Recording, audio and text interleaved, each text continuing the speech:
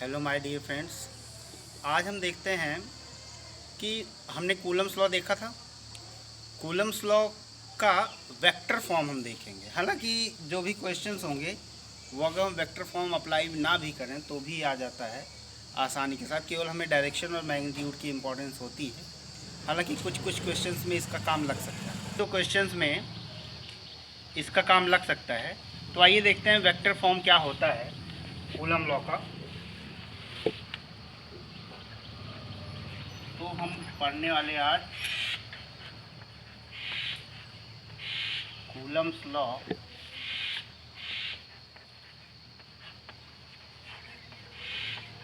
इन vector form.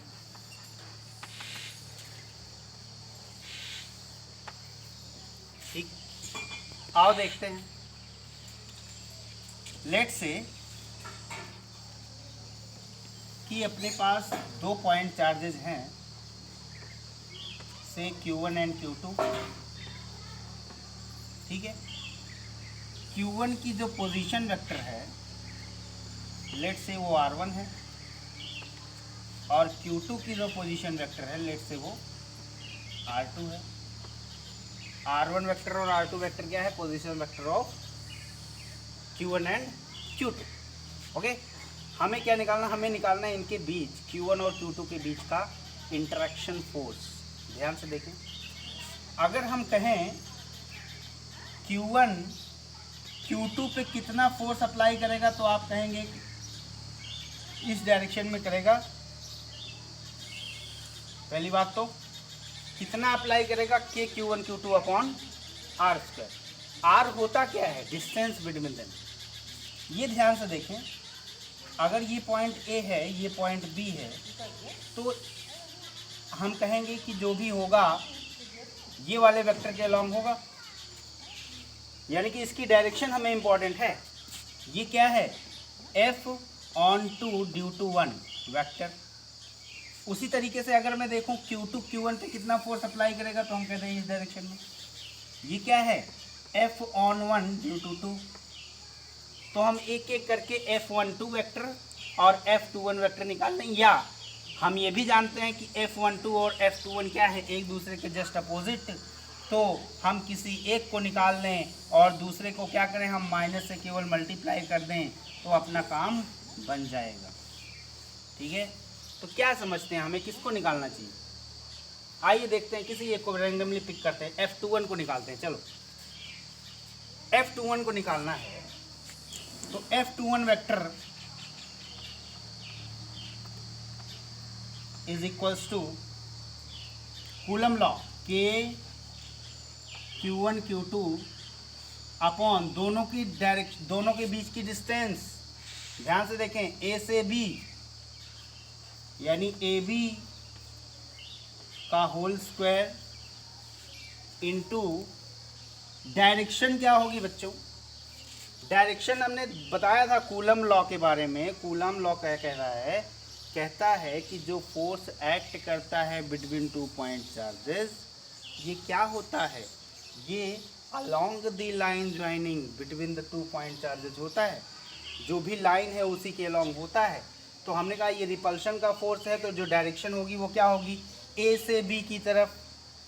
ए से B की तरफ क्या हम कह सकते हैं? ए से बी की तरफ जो जाए उसका यूनिट वेक्टर से मल्टीप्लाई कर दूं, तो हमने कहा मैग्नीट्यूड तो हम पहले से ही जानते हैं।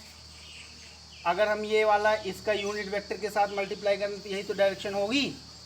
तो हम कहेंगे इस डायरेक्शन में आएगा, यानी इसको मैं लिख सकता हूँ, डायरेक्शन इसकी क्या होगी? A B cap, A B cap. अब जो टोटल अपना कंसंट्रेशन है वो केवल और केवल ए बी वेक्टर निकालने का है।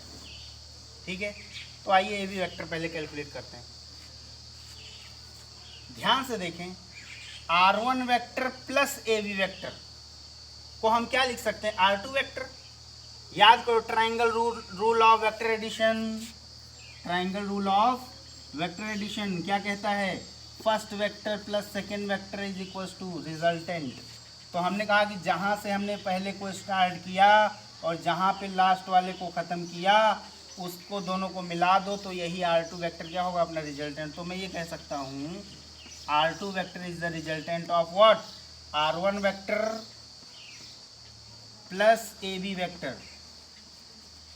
इस इक्वेशन से मैं क्या निकाल सकता हूँ, यहाँ से मैं कह सकता हूँ कि AB vector is R2 vector minus R1 vector. अब देखें AB की जगह पे क्या रखना है अपने को, R2 vector minus R1 vector. तो अगर मैं AB की बात करूं, AB का मैग्नीट्यूड, तो AB की अगर मैग्नीट्यूड की बात करूंगा मैं, तो मैं कहूँगा AB का जो मैग्नीट्यूड होगा वो क्या होगा, यानी AB length is equals to R2 vector minus R1 vector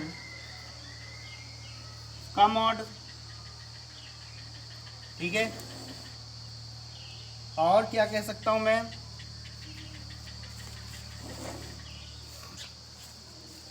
AB is equals to R2 minus R1 का मॉड। अगर हम निकालना चाहें तो हम क्या कहेंगे, हम कहेंगे मॉड निकालने के लिए अपन जानते हैं AB वेक्टर को मैं लिख सकता हूं AB इंटू AB कैप।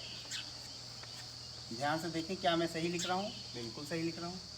तो यहाँ से मैं AB के मॉड को क्या लिख सकता हूँ बच्चों, AB का जो मॉड होगा वो क्या होगा, AB वेक्टर अपॉन, सॉरी उल्टा लिख दिया मैंने, AB मॉड नहीं, AB कैप। AB कैप को मैं क्या लिख सकता हूँ, AB vector upon mod of AB। तो मैं क्या कहना चाहता हूँ, हम AB कैप की वैल्यू वहाँ पे रखना चाहते हैं, तो हम क्या लिखेंगे, F21 जो वेक्टर बनेगा अपना वो क्या बनेगा, वो हो जाएगा K Q1 Q2 upon AB square. AB cap को अपन क्या लिख सकते हैं, AB वेक्टर अपॉन AB। ठीक है, तो ये क्या बन गया अपना, F21 is equals to K Q1 Q2 upon AB cube.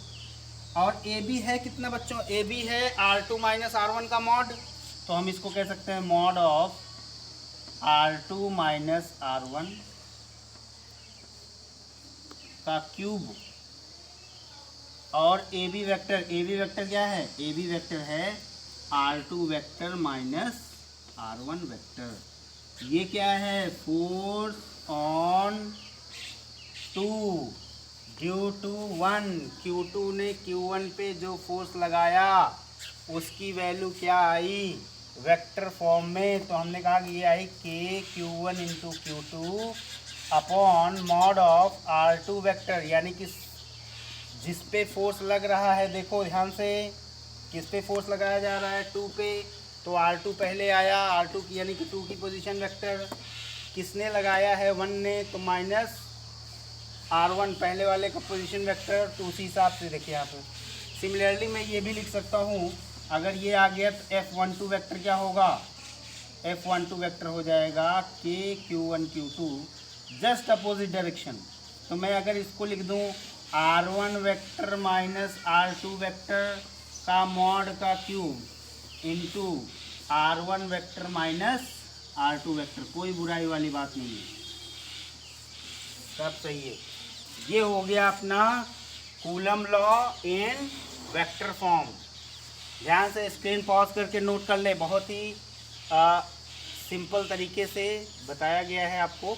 ठीक है, हालांकि बिना इसके भी इतना पे करने की ज़रूरत नहीं होती, क्वेश्चन में आ जाता है, लेकिन अगर अपने को पता रहे तो कोई बुराई वाली बात नहीं है, तो इसको नोट कर लें।